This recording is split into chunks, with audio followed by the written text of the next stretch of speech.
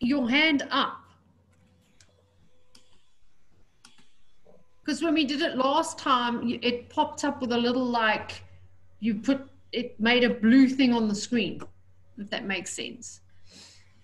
So Cindy, can you see that I have raised my hand? Yes, I can. Okay, so I can't. So you'll need to manage the questions then. Cindy, you need to make me a co-host. You can't on this version. Okay. Okie dokie. No, I can't. You'd have used that other version. Oh, wait, hold on, I can. Oh, go on then. Okay, Tanya, I've made you host. Oh, chat.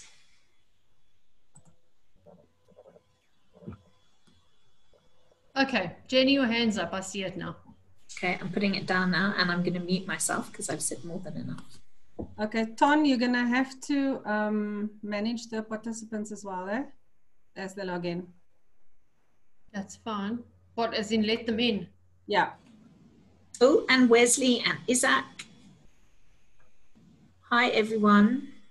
Nice to see you in inverted commas. Mm-hmm.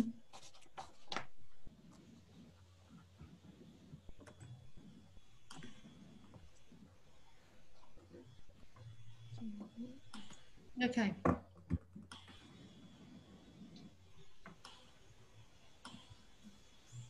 Hello.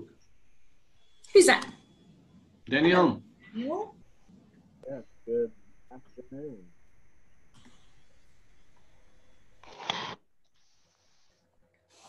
Okay, can I officially start? I think so. Because it is now 3:30. So I am going to say a very warm welcome to everybody here this afternoon. This is our third Community Connect session.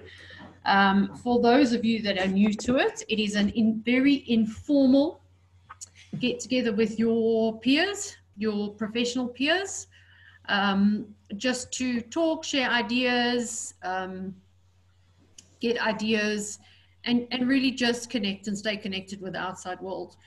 We are all sitting at home at the moment, and in some cases we feel a little bit isolated. And for some reason, my Thursdays are my meltdown days. I don't know why that is, but Thursdays are not good days for me. But it's important that we stay in touch with the people that are not only near and dear to us, but the people in the profession that can keep us motivated and inspired, because I think more than ever now, we need that.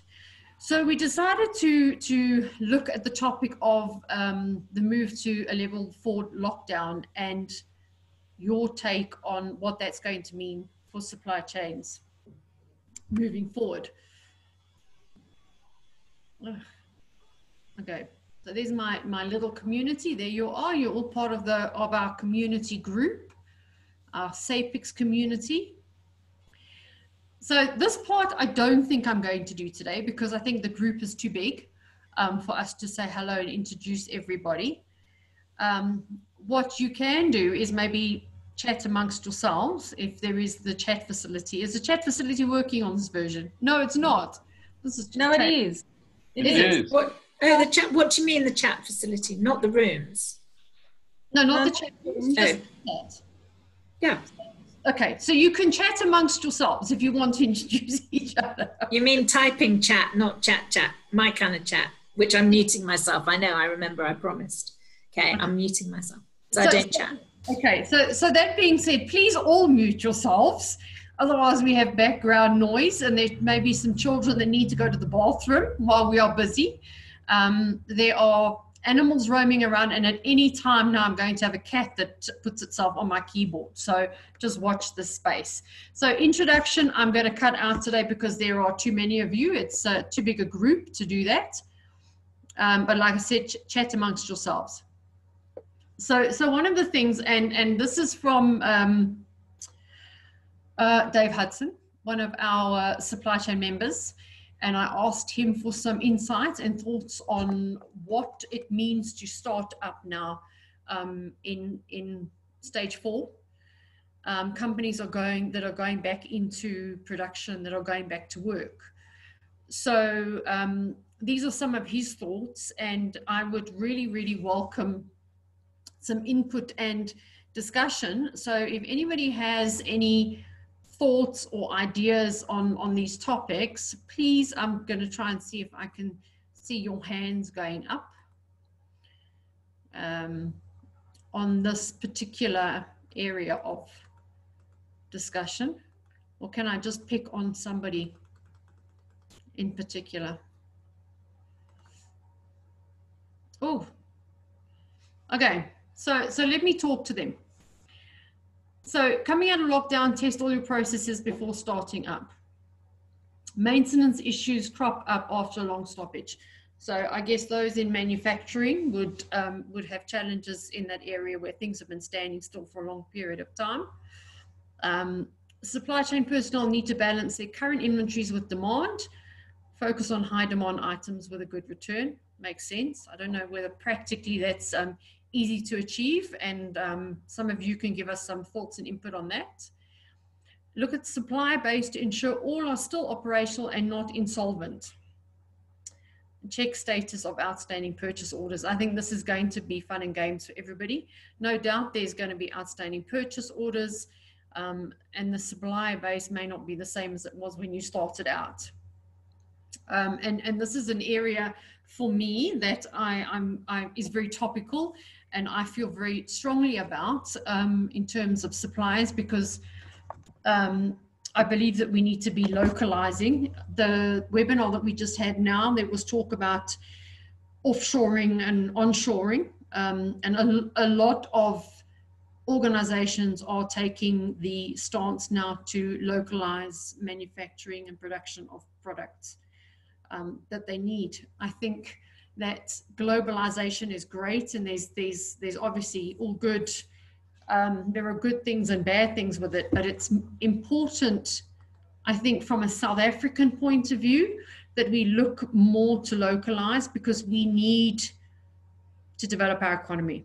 And the only way we're going to develop our economy is if we start doing things for ourselves. It'll create jobs. It's going to take time. It's not going to be cheap in the beginning, because our labor costs are more expensive. There are many factors to consider, but I think in the bigger scheme of things, this is the way that we need to move forward. So that's, for me, is an area of passion, if I can put it that way. And I think a lot of companies, that's top of the list at the moment. Again, balance what is coming in with immediate demand and back orders. It's going to be all about a balancing game. So are there any thoughts on any of these points here? Does anybody have anything to contribute? Jenny? I was going to say, when it comes to maintenance issues that always crop up after a long stoppage, I think that personnel and people could fit into that bracket, because a lot of us have been working from home for quite some time. And whilst we may not need maintaining, maybe we just need to get back into the working groove. So I think that's something that needs to be taken into consideration too. Yeah, no, that's a good point. I think that we, having been on our own, to reconnect with our groups and to get back in tune with that is going to take some focus. Ken, you have something to add to that?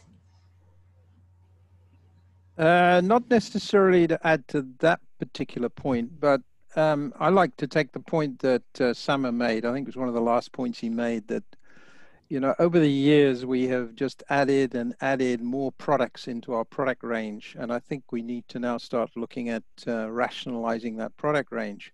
I've always said in my educational classes, there are two issues that I think we need to be we need to ban. And I always say, if I become leader of the land, I will ban these things. And one of them is promotions, because it just puts spikes in the supply chain. And everybody just ends up selling the same amount of product at a lower price. So, I mean, to me, it sounds absolutely crazy. But the second thing is marketing. I need to ban marketing, because all they do every year is give us new products, more new products, but they don't take the old ones out. And we end up with hundreds of different varieties. And we now need to rationalize this range. And quite interestingly, I've been working with Coca-Cola over the last year around Africa in 6 or 7 countries. And they are now coming to the point where they're actually just looking at the 5 or 6 key products that are giving them the best contribution margin and focusing on those now. If you look at the range of products that Coca-Cola makes, it's absolutely enormous. And, you know, really, they just got to get back to basics and just give us the basic product. So I think that's something that we need to be seriously looking at. Look at your product range and rationalize it. I think Ken, that's a good point, and Sama makes a good point with that. The only challenge is, I think, that as consumers we are spoiled. We are spoiled for choice, and when you start taking away products, I don't know whether that's going to be perceived with more negative than positive in terms of removing products from the shelf. So Well, I don't know if you know, Tonya, you know, just take yogurt, for example. I mean, how many different flavors of yogurt are there? I mean, really, do we need all those flavors? Yeah, we want a plain one and maybe half a dozen flavored ones, strawberry or black cherry or whatever. But I mean, every 5 minutes you see new flavors coming up. And really, this to me is just, it's marketing. They have to have something to do. That's their job. And so they have to produce new products. So let's get rid of marketing in the supply chain and get back to basics and just give people the basic products. Yeah, 1 or 2 varieties. We need a little bit of variety, but not the sort of variety we're getting at the moment. It's absolutely crazy. It makes, you know, working out demand and forecasting so much more difficult. And every time you introduce a new product, that something else goes into your database and you've got to manage it and you've got to find space on the shelf for it. I mean, really, it just adds all this complication into the supply chain, which we don't need. Well, it's my feeling anyway. Okay, Chantal, you want to contribute to this question? Yeah, just I love Ken's response in terms of get rid of marketing, but in reality, it's not really practical. But through the S&OP process, we should be optimizing the product mix. And that means having a look at which are the products that are the high movers, the fast movers, the frequent flyers, as it were, which are the products that are growing, that are gaining market share, and which are those which are at the end of their life cycle. And those are the ones that really need to be disappearing and being moved out of the supply chain faster and faster. And in times like now, where we probably have huge constraints in terms of supply into the country, supply from our suppliers, because they've obviously been closed down during lockdown, that's when you really want to be moving your fast, high flyer products as opposed to your rats and mice, your red products, as we call them under the lean processes. Just a thought. Well, I think there's something else that you need to be looking at as well, and that is the contribution margin of those products. And in demand driven, we learn that we should be looking at the contribution margin of those products that are going through your constraints. Correct. And we want to maximize the number of the products that are going through your constraints and maximize that contribution margin. Otherwise, we could have a fast-moving product that has got absolutely very little contribution margin, and all we're doing is making no profit. So I think it's about contribution margin at your and managing through the throughput. So that's something else to be considering, I think, when you rationalize your product range. But Ken, a counter argument to that, if I think back to the days when I worked for Unilever, is a product like Vaseline, which is low income, low margin, had such a huge recovery on factory costs that it actually was justifiable because the volume was so big. So yes, we do need to look at profitability of products, but sometimes those fast movers are those things that keep the business going, whereas the others are those that generate profit. But what we should be looking at is look at your constraint and look at the throughput in your constraint and make sure the throughput in your constraint is giving you a high contribution margin. Correct. Now that I agree with. Yeah. Okay, does anybody else want to weigh in on this conversation? Hi, yes, it's Estelle here. Just a couple of points that I'd like to make is I think, you know, it's all good to do assessments and look at these disruptions that's going on in the supply chain. But I think, you know, to look at it in terms of a wider spectrum on history of your data as well, and really look carefully before you make serious big decisions on radical changes. Because I think, you know, as we guys were saying, is, you know, you get stuff like Ken was making a good point in terms of phasing in and out certain products, and you end up with a lot of old stock. And I think it's continuously the old story about supersessions and putting in the right things and be close to S&OP, your marketing and the sales team, when you phase in and out of products, and how you're going to do it and assess the stock that you have. And it's critical. I always call it the triangle effect, that you need to get your supply chain, your marketing, and your sales guys to move closer to each other and actually talk to each other. There's forever this debate and tug and war between the different departments, you know, in terms of information. That's the one point. The other one that I want to make is you know, in terms of your slow moving fast and all of that, it's interesting to see the behavior of certain products when there's disruptive things happening. And it's quite interesting because, you know, things that plays in a role that you might get products that all of a sudden spike that never used to be that much in demand. We've seen that.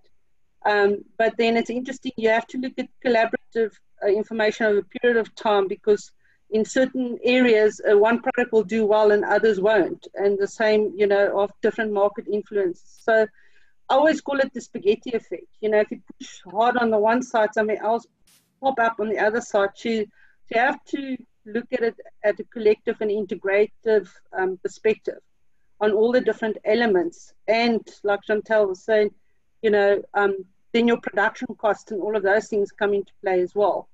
And that's what make supply chain so exciting, because it's all these different perspectives and variables and things that you have to take into consideration when you make certain changes. Yeah, that's, you make very, very good point there.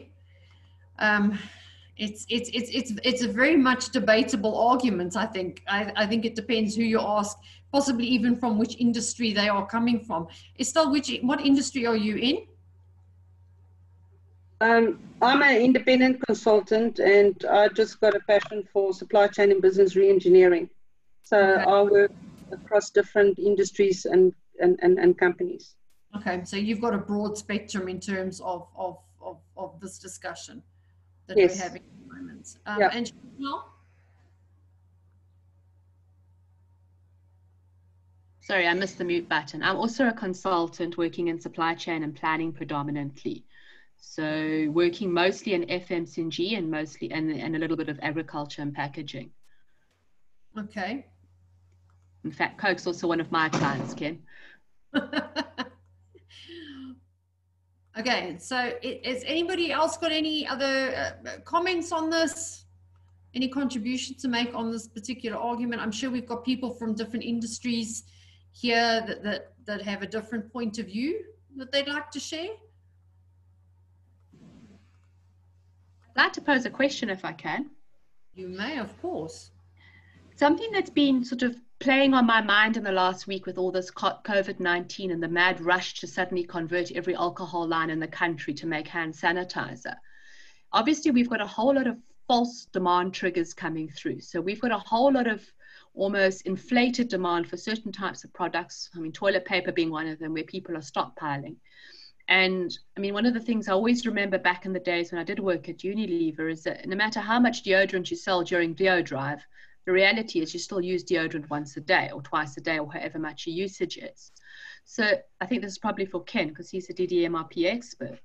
But what do you see as the impact of all these different false demands and drops in demand and demand planning and demand forecasting next year when people start to look at the data? Because I'm quite intrigued to see what the long-term effect of that's going to be.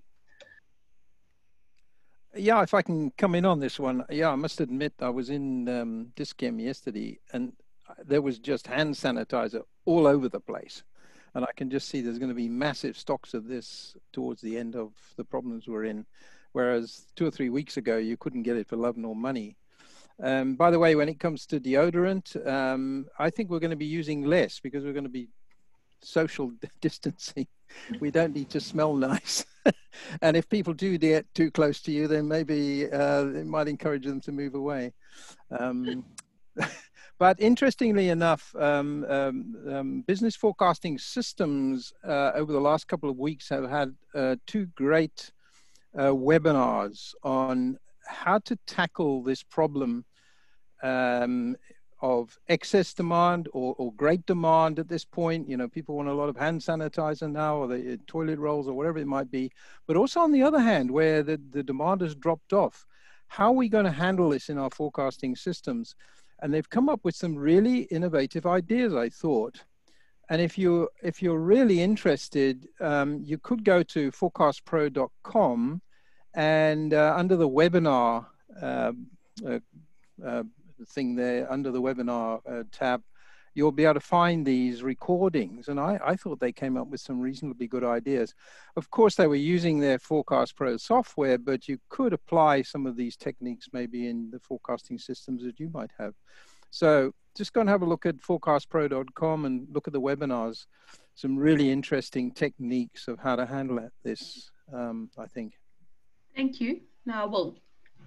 Yeah, I think forecasting and planning now is going to be a much of a challenge for everybody, because nobody knows what's coming. Nobody knows who's going to be buying what. With the economy the way it is, people are not going to have money to spend. I mean, is it going to even change our Christmas year-end patterns? I mean, how's that going to be affected now with the economy? So there are many different facets to this. So I think interesting times ahead for those in the profession. They've got some serious balancing and working out to do.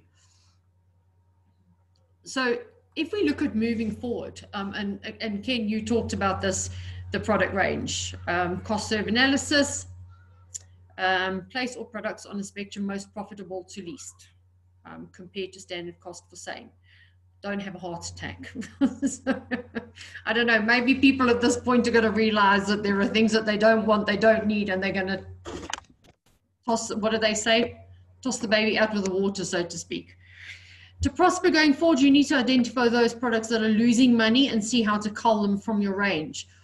You know, just talking to this point, and Jenny might be able to jump in on this one. I went to a public health conference at the end of last year, and one of the most disturbing things that I heard was that pharmaceutical companies, and I don't know if there are pharmaceutical people participating today, that there are much needed drugs for people out there, but they don't manufacture them, or they don't manufacture enough of them because they don't make money. So that kind of talks to that point. So obviously I understand it from a, you know, maybe a point of view where they're making yogurts and to cut down on the flavors because we don't need such a variety.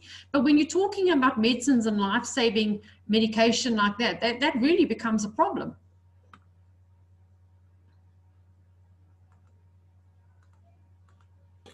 I'm dying to leap in and say something really intelligent, but I don't have anything really intelligent to say, other than I think that it is that's the big problem with the public health specifically, is that people aren't that keen to give of the meds because there isn't money in it. But then there are other organizations that will. It's also finding the drugs. I don't think that there are any, that's where the whole generic market comes in, is that there are those that are cost effective, but I think they all still make money. Maybe. Hello. Oh yes, Gamma, you're there. You know this. Gamma's a pharmacist. You're a pharmacist by trade, aren't you? Yes, yeah. So I knew there was someone relevant who could answer more cleverly than me. Not really. I like how you put it, that you're dying to say something clever, but yeah. Because I think in the earlier session, the presenter spoke about VUCA, you know, uncertainty, ambiguity, volatility, and all. So yes, I'm a pharmacist. I'm in the distribution, quality and compliance, passed through this Comm hospital, and now I'm in distribution. So I'm just talking this from a personal point of view, not necessarily representing my employer. But I must say it's quite challenging times, because someone mentioned how there's now a big focus of manufacturing sanitizers, and we are putting all of that. So as pharmaceutical company, I think it's about working out on the balance of those life-saving critical medicines that we still want. We've got patients on chronic conditions, we've got HIV and AIDS, TB, diabetes, you know, all of these conditions. So I think organizations, as much as they are focusing on this manufacturing of essential and life-saving, they are trying as much to also maintain, or they have to try as much to maintain the manufacturing of all of these other products that they've been manufacturing. And just to highlight, with pharmaceutical companies, they've been going through under a lot of straining and a lot of pressure, working 24/7 around the globe to provide the essentials. But I must say the regulatory local in South Africa, they've been doing quite a good job as well, because what they've been doing is they've been keeping on reminding companies that, okay, we've got this challenge, but don't forget about all the other products that you supply to the market and to the patients. And they'll be like, okay, if you foresee any short supply coming, notify us, let us know beforehand. And they're keeping on constantly in communication. So yeah, even for the end supplier, like the retail pharmacy, you know, with their stocking up and all, and some patients have been getting 3 months supply. I've got friends who still in the dispensing. So some patients have been asking for 6 months supplies, 3 months supply. There's some medicines that you can dispense like that. They have to be very careful also with their infantry managing and all. And yeah, with COVID, we don't know. No one knows how long is this going to stretch, and for how long are we going to be in this situation. So it's very interesting times. Very indeed. Thank you, Gomu. Thank you for that. Last point on this slide, look at how you can adapt your physical process to promote flow and reduce work in progress to keep lead times to a minimum. Does anybody want to weigh in and give some thoughts and comments on this particular point? I know the flow thing is Ken's thing. Well, interestingly enough, Jenny, you were on the webinar yesterday with that simulation from Alan. What did you think? Yeah. I was there for half the simulation, so don't ask me any questions about the second half. Okay, but I thought it was very interesting that Alan Barnard, who was very involved in SAPEX, past president many years ago, but he's putting a simulator together which shows the difference between min-max, reorder points with EOQs, and the new demand-driven MRP methodology. And you can set up a supply chain, distributor, retailer, with different products and different types of products, and you can run this simulation, and it doesn't matter how you run it, the DDMRP comes out on top every time. And then I probably didn't see that, Jenny, but he put in a lot of variability, which we have at the moment, a lot of variability. And DDMRP was still coming out on top. All right, not making so much profit or return on investment, but at least it was positive, where other methodologies were coming out negative. So I think going forward, people seriously need to think about the methods that they're using to replenish their inventory, and seriously have a look at DDMRP, because it is just so much better than anything we've been using over the last 50 years, from my experience. And those people we've been talking to that have been running DDMRP systems, they're saying their buffers are holding even in these volatile times. So I think that is something serious that people need to be looking at now. What methodology should we be looking at to replenish our materials? So can I have a show of hands here of how many people are currently using DDMRP or making use of the methodology? I'm interested to see out of the group how many people are using methodology. Okay, that's disturbing. We got a serious job here, SAPEX. We need to get out there and you- So yeah, so I have to concur with Ken on that. The information that we're getting through as SAPEX is that DDMRP is held tight, and companies with the DDMRP methodology are faring far better than those that don't have it. So from that point of view, that's the information that we're receiving. So it's definitely something to consider. But anyway, we will have other webinars and sessions on DDMRP. So if it's something you need to learn more about, just check out on our website for more dates on upcoming events on that. Otherwise, we could probably talk about that topic for days. I know Ken will if we get him started. Gamu, did your hand was up there? Are you making use of DDMRP?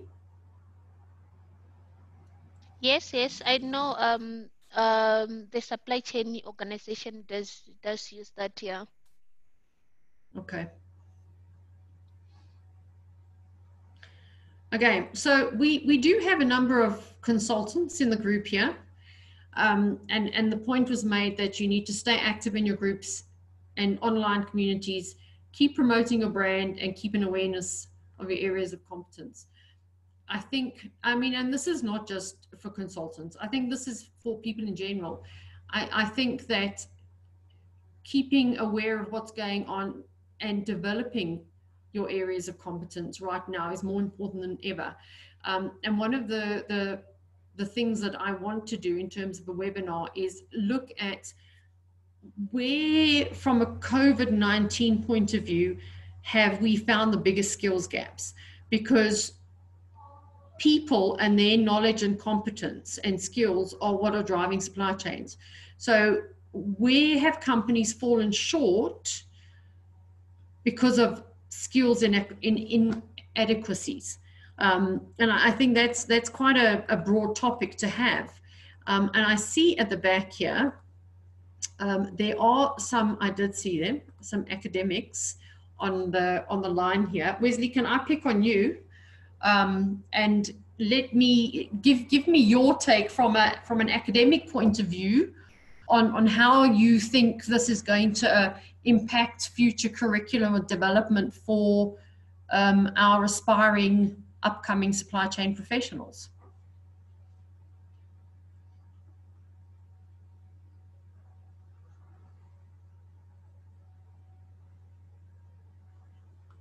Okay. No, Wesley? Okay. Does anybody want to weigh in terms of skills and the importance of having skills in a time like this, and the difference it can make to an organization running more effectively than those organizations that are not as well skilled or that don't take skills as a priority?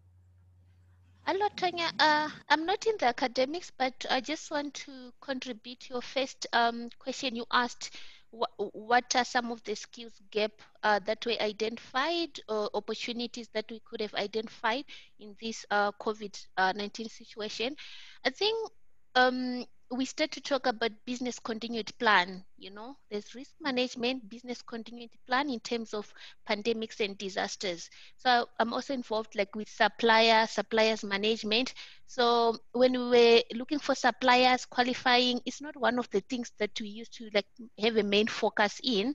But when we started seeing that, okay, there's a possibility that we are going towards a lockdown, we started asking our suppliers, do you have a business continuity plan? If we wake up today and the president or it's announced that no movement, no what, how are we going to make sure we are continuing in business, we are continuing with the safe supply of our products? So yeah, not knowing from the academics point of view, the scope, what they cover, you know, okay, there's risk management, but there's also business continuity plan in terms of pandemic, natural disasters. Yeah. Yeah, the risk management is definitely front of mind and top of everybody's thoughts at the moment. And it's there's a lot of talk around it. I think that those that are in the risk consulting business are doing very well for themselves at the moment. Sadly, on the back of COVID-19, because companies have not got the right risk mitigation plans or risk plans in place. Everybody's fighting fires at the moment. I know this is a black swan, but the companies don't have sufficient contingency plans in place. And the webinar before, we delved into the risk management side of things. Very, very interesting discussion where we got into the force majeure and the contract frustration. That's a term I've never heard before. But I mean, by a show of hands, how many organizations believe that they have adequate, take COVID-19 out of the equation, because that's a real blinder. But how many of you believe that your companies have reasonably effective risk plans in place?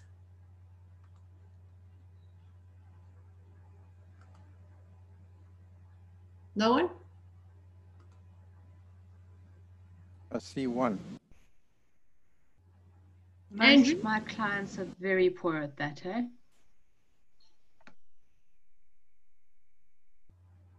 Andrew, can I pick on you? Can you give us some insights?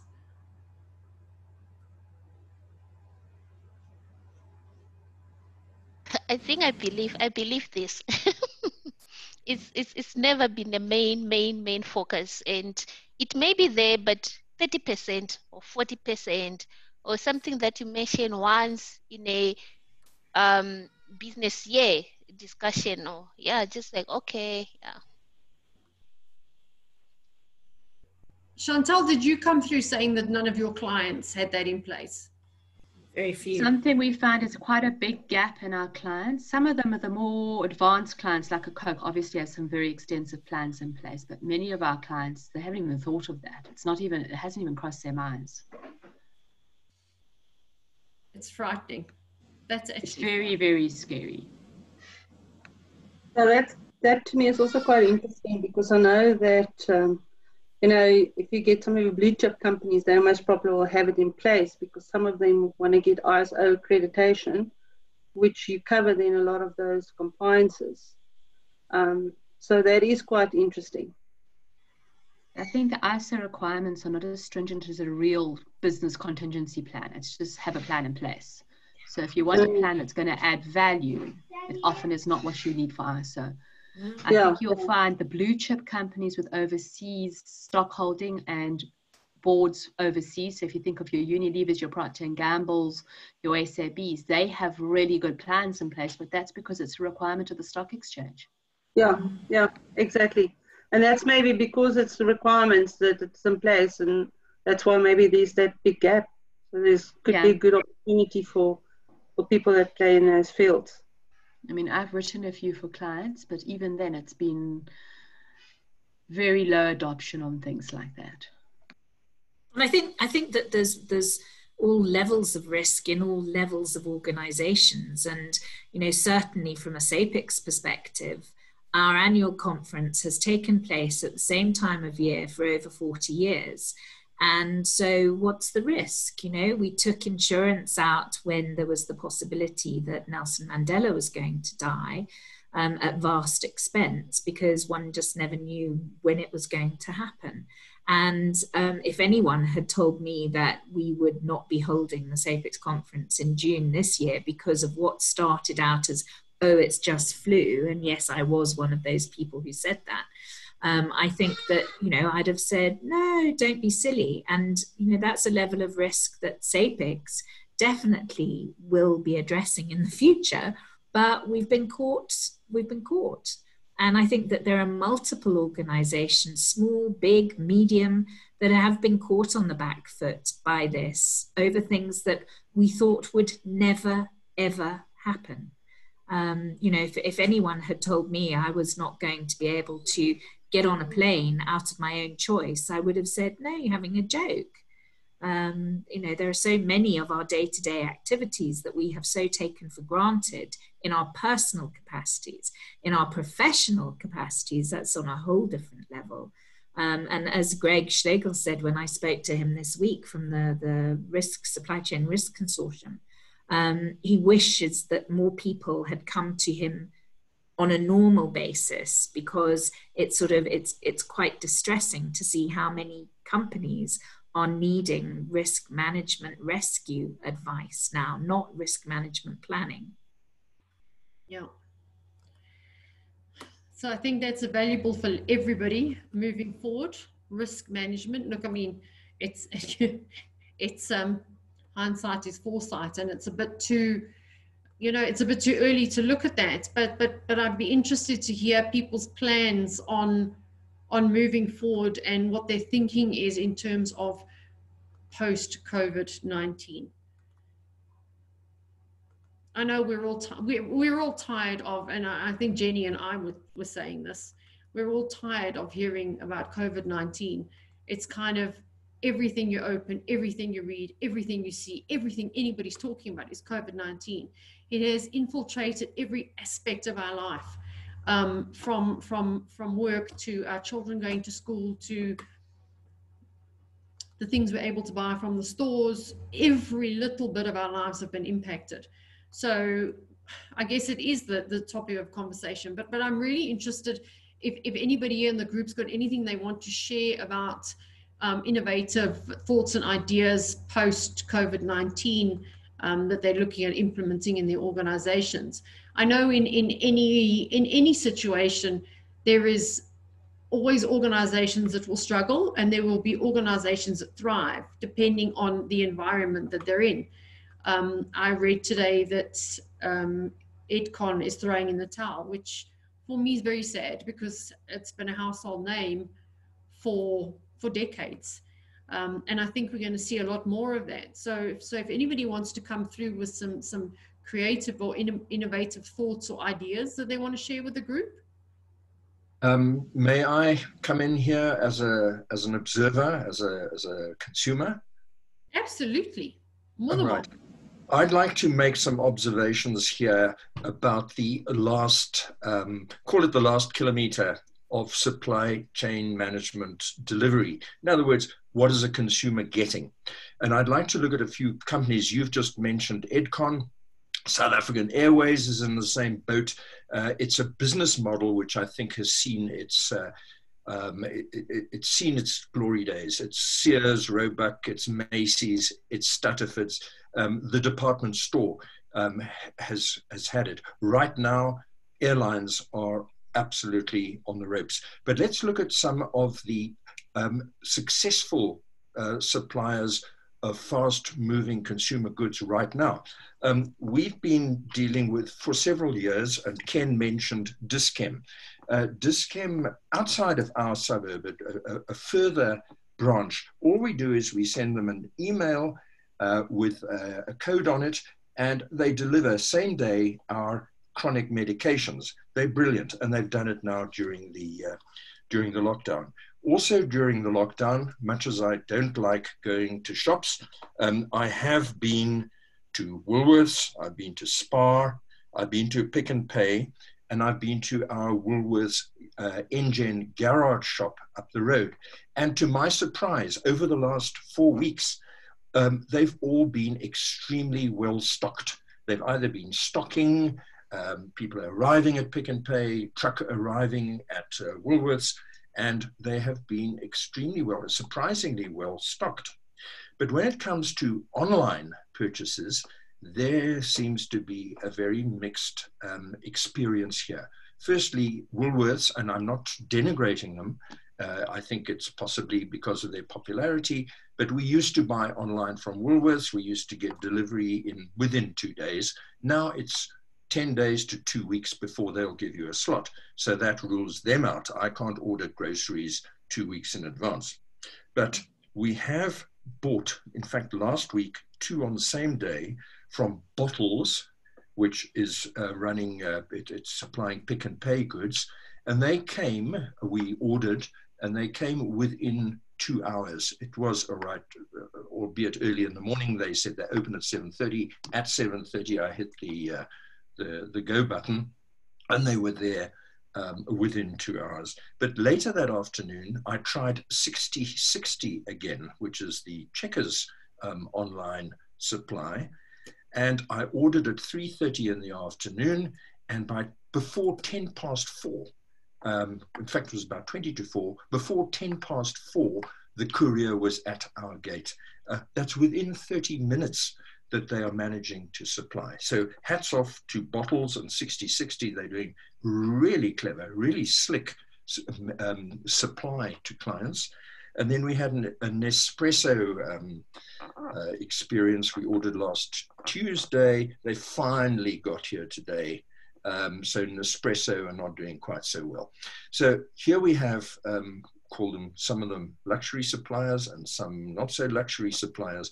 Some a bit patchy, some are really supplying very well. Their stores, in-store, all seem to be great, but the actual online home deliveries are a little bit patchy. Some are brilliant, and some are not getting it quite right. Thank you, Andrew. So this is an interesting discussion. We were in a meeting about 2 weeks ago where they were talking about how much capacity is available now for last mile deliveries. And one of the big online stores was saying that they've got so much capacity available now for deliveries because they can't deliver their normal things. So presumably it could be, well, I'm assuming that they are collaborating across the board here to maximize the opportunities to do last mile deliveries. So they're sharing resources and working together, one would hope. But yeah, that was an interesting discussion. And you're right, the shelves are stocked, surprisingly, because I think we were all expecting the worst. When everybody went out into their panic buying, I certainly thought I was going to get to the store and get nothing. And obviously the toilet paper was also questionable, but the supply chain is working. How they're managing to do it and how they're managing to keep going is very interesting. I think a lot of local development and sourcing has also been happening to support that.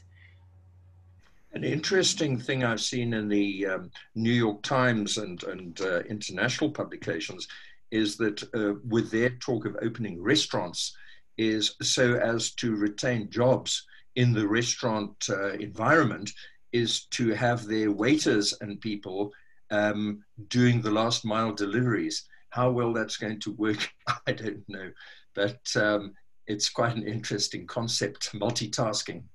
No, it is. And I mean, it's, you know, they've said for a long time that we need to be creative and innovative, and those will be the supply chain leaders of the future. And I think you've got to try different things. And that's that's another discussion, you know, leadership during this time. How do you lead your troops through these types of challenges? Do we have any leaders here that would want to weigh in on this in terms of how they're managing to look after their teams, their staff, give them guidance, steer them in the right direction? Because we've still got a long way to go in lockdown. So strong leadership is a quality that's definitely on top of the list of must-haves at the moment.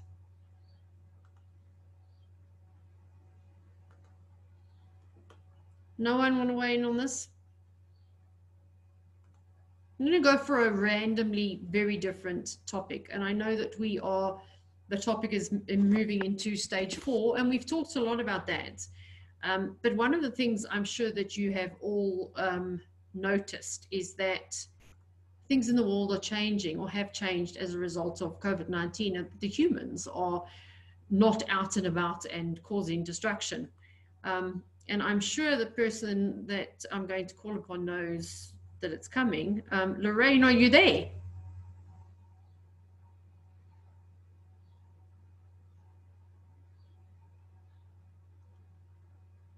Lorraine?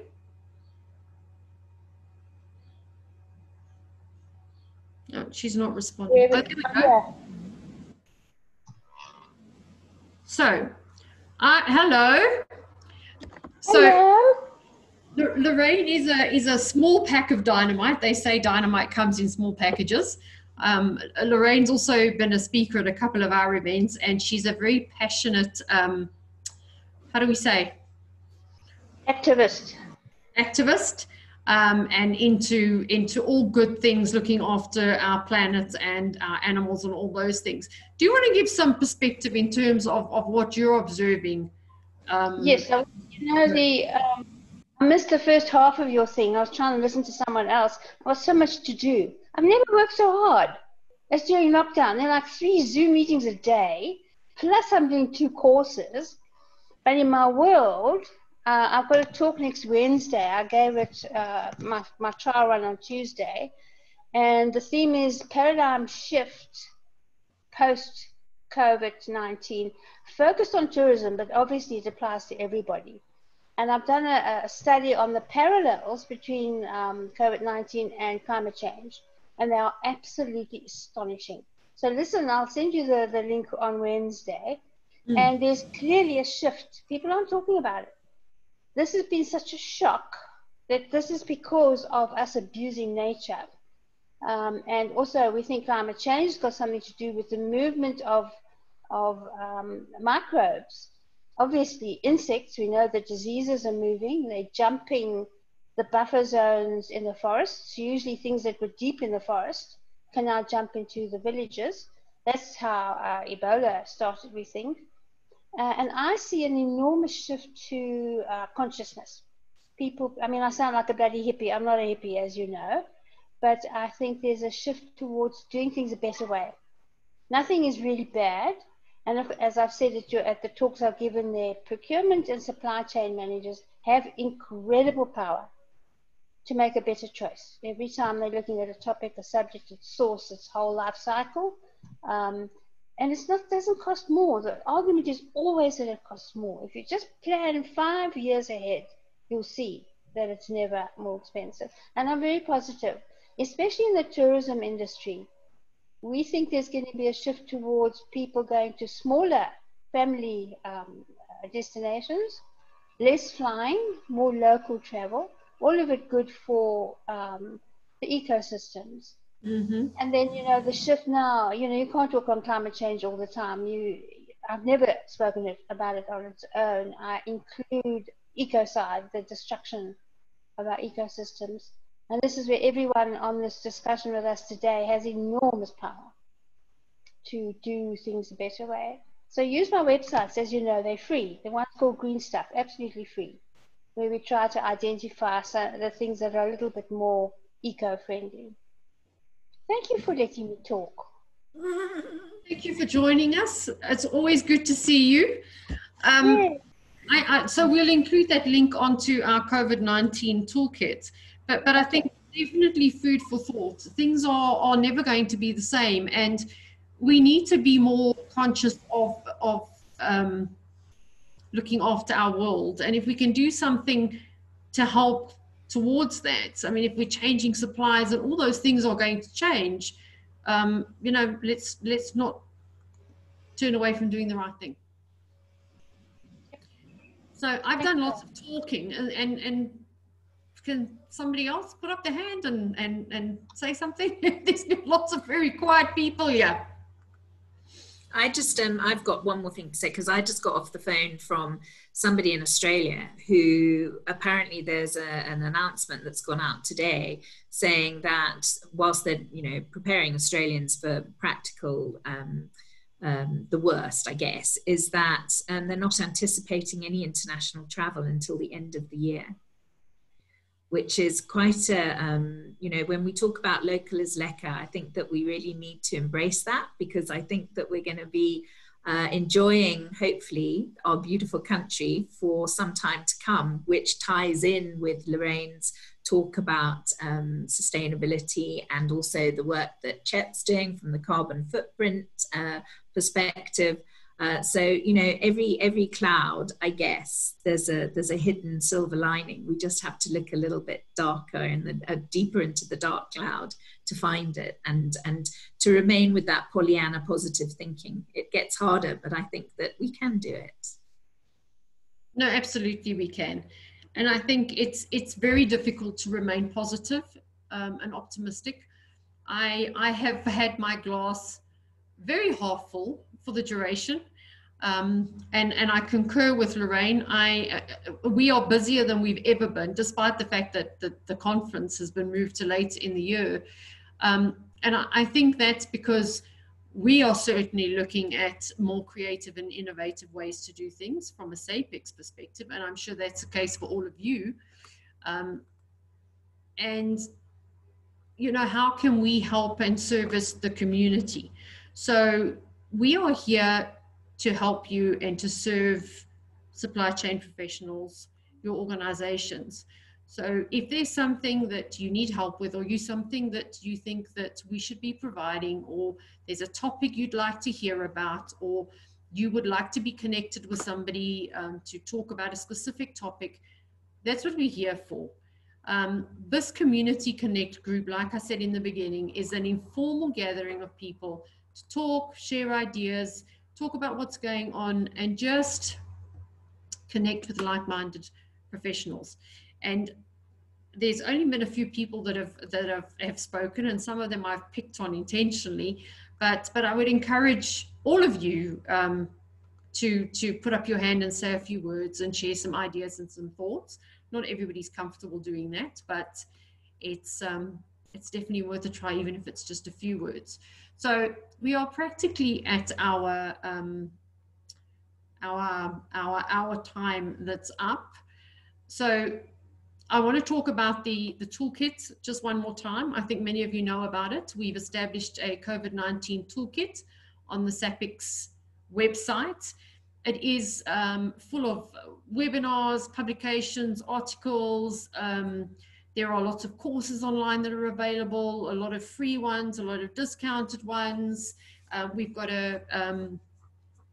not a dream team, a helpline, rapid response team of professionals that are prepared to give of their time and advice if you need it. So that's all available. If there's anybody here that has something that they'd like to contribute or add to the toolkit or to the community via SAPEX, please just reach out to either myself or Jenny. And most importantly, I think that, and this is my last point, is there's one thing I've learned. So what is the one thing that you've learned today or during COVID-19? I have to say, I think during this time, I've probably learned a lot more than I have in the last couple of years. And it's not just about supply chain management, but it's about people, it's about global stuff. So there's a lot to learn, and there's a lot of information out there. So what is your one thing that you've learned today? Does anybody want to just share with me one thought? What have you learned today from anything that you've done? Yeah, everybody's so quiet this afternoon. Is it because tomorrow's a public holiday? Tanya, I'll comment on that, if I may. I think people had spent this time also to do a lot of reflection. And I think you realize, you know, there's so much that you have in your life to be grateful of. And also that how much do you actually really need, and we just clutter our lives with so much stuff. Yeah, that's my 5 cents worth of bit of insight. I think it's just gratefulness. No, you're right, Estelle. You are 100% right. Thank you for that. Tanya, if I may, I've also just got a difficult one here. It's a confusion about another supply chain, and that supply chain is about getting food into townships. I know a councillor quite well who's in Alexandra, and I'm also seeing some of the things that are happening in Cape Town, and I'm really finding it a bit confusing. There's gifts of the givers, there's the local municipalities, there are political parties, unfortunately, involved, and there is this supply of basic, almost subsistence to a lot of people in the townships. And it's a supply chain which I'm very confused about. Yeah. So there's obviously a supply chain involved in that, and I imagine quite an intricate one, and there are many parties involved.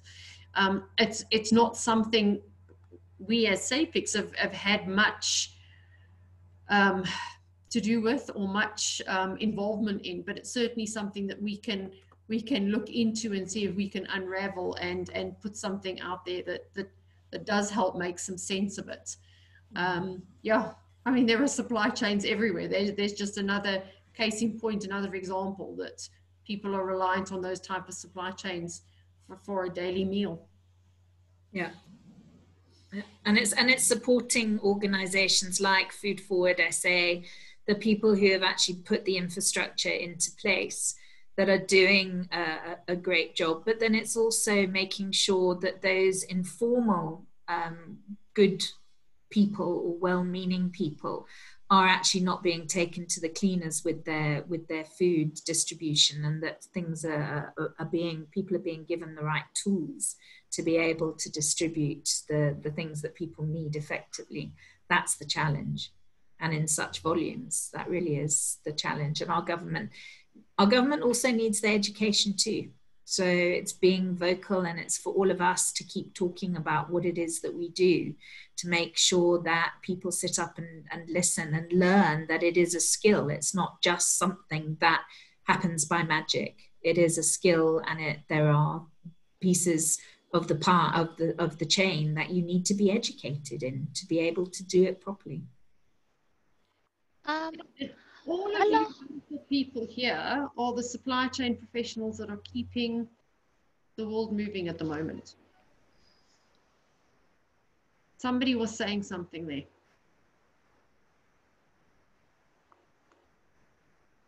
And I cut them. Who was that? Gamu. Gamu?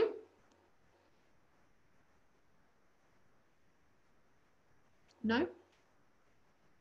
Okay, so. You scared her off. I scare lots of people. So like I've said, informal, relaxed conversation. We welcome you to join us every week. We're going to be doing this every week. We'll have different topics. We'll talk about different things. We'll try and change it from COVID, but I don't think that we're going to get away from that. Not anytime soon in any event. So I would like to thank all of you for being here, for joining us, for supporting the community, and thank you all as professionals for doing what you do for supply chain management and really being at the forefront of keeping things going. Jenny, do you want to say a few words before we close up? That's what she said, and big thank you very much. It's these discussions that give me, on a personal level, so much motivation and positivity. This is now our third session, and after each one, I feel so much more positive and motivated than after leaving it than I do before I arrive. So thank you collectively. Thank you all of you for your contribution. Absolutely. Okay, with that being said, I'm going to say goodbye to all of you. Have a super long weekend and relax. And yeah, we'll see you hopefully next week. Same time, same place. Bye. Bye. Bye-bye. Bye. And thank you. Pleasure. Bye-bye.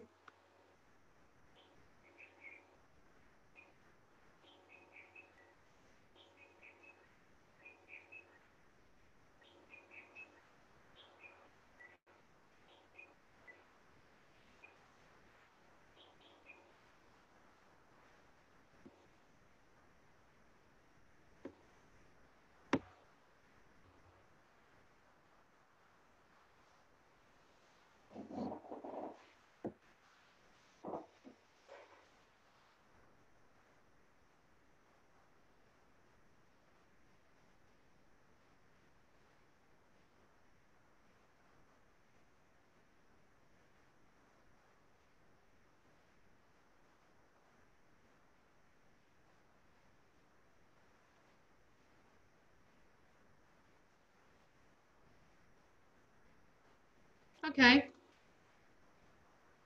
Is it just us now? It's also Wesley, but I think he probably forgot that he was in. So I don't know if you can remove him. Okay, he's gone. I asked him a question. No wonder he probably wasn't even there. He probably had the bloody in the background. He probably went to the toilet or something. Yeah. Oh, that was awesome, actually. Yo, we had a hell of a turnout today. Yeah, what a good turnout. I'm just disappointed that people don't talk. I think they're all shy. I think if they come into the second session, they probably will feel a little less shy and they know what to expect.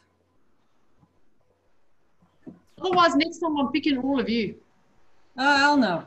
Well, No. no, I think the discussion was good. People made some valid points. Yeah, it was. It's I just hope I didn't stray too far from what we put out as the notice.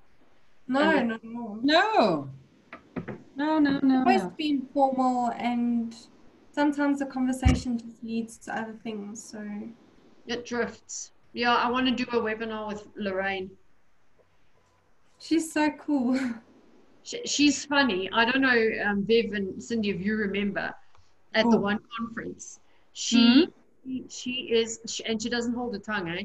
She had no, she doesn't. She's all time. No, but then she got to a point where she was like, well, you know what? Fuck all of you. And we were like, what? But she's unbelievable. I mean, she's in her 70s, I think, eh? Yeah. She's in her 70s. She's just dynamite. So I'm just going to blast the 5-year-old out of the room quickly. Lincoln, move. Come. So even the webinar before this, it was really cool. It's very complicated. Like I drift sometimes because of the terminology and stuff like that. But the one thing I found so interesting was that value at risk. So how you can calculate your value to see how much value that you'll be risking. That was cool. we need to get those things up on the website where they can do that risk assessment and all that type of thing. So we need to talk about there being a COVID-19 toolkit, but then also being a resource center. So we can't. So yes, we've got COVID-19 stuff, but then we need to have a resource center post COVID-19. Yeah, for all general stuff.